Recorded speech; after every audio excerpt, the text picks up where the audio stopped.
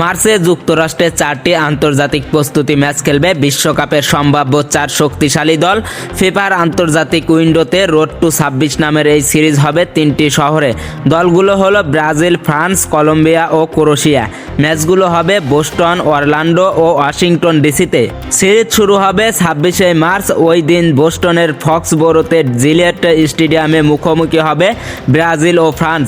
ম্যাচটি শুরু হবে স্থানীয় সময় বিকেল 4টায়। 1998 বিশ্বকাপ ফাইনালে দুই দল মুখোমুখি হয়েছিল।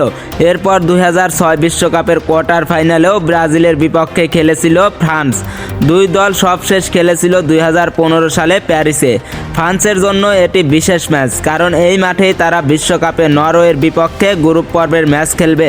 ফ্রান্স দলে আছেন কিলিয়ান এমবাপ্পে ও 2025 সালের ব্যালন ডিওর জয়ী ওসমান দেমবেলে। দলটি ইউরোপীয় বাছাইয়ের গ্রুপ সেরা হয়েছে। ব্রাজিল দক্ষিণ আমেরিকার বাছাইয়ের পঞ্চম হলেও এখন দলটির কোচ কার্লো আনচেলত্তি, তিনি দায়িত্ব নেন 2025 সালের মে মাসে। সিরিজের দ্বিতীয় ম্যাচ 26শে মার্চ অরল্যান্ডোতে। সেখানে কলম্বিয়া খেলবে ক্রোয়েশিয়ার বিপক্ষে। এটি দুই দলের প্রথম মুখোমুখি লড়াই। কলম্বিয়ার দলে আছেন লুইস দিয়াজ। ক্রোয়েশিয়া 2018 বিশ্বকাপের রানার্স আপ ছিল।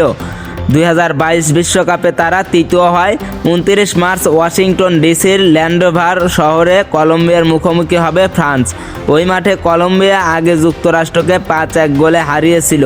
সিরিজ শেষ হবে 31শে মার্চ অরল্যান্ডোতে। ব্রাজিল খেলবে ক্রোয়েশিয়ার বিপক্ষে। 2022 বিশ্বকাপের কোয়ার্টার ফাইনালে এই দুই দল খেলেছিল। তখন টাইব্রেকারে জিতেছিল ক্রোয়েশিয়া। 4টি ম্যাচের টিকিট বিক্রি শুরু হবে 13 জানুয়ারি থেকে। স্থানীয় সময় সকাল 10টা থেকে টিকিট পাওয়া যাবে। প্রি সেলের জন্য আগেই নিবন্ধন করা যাবে।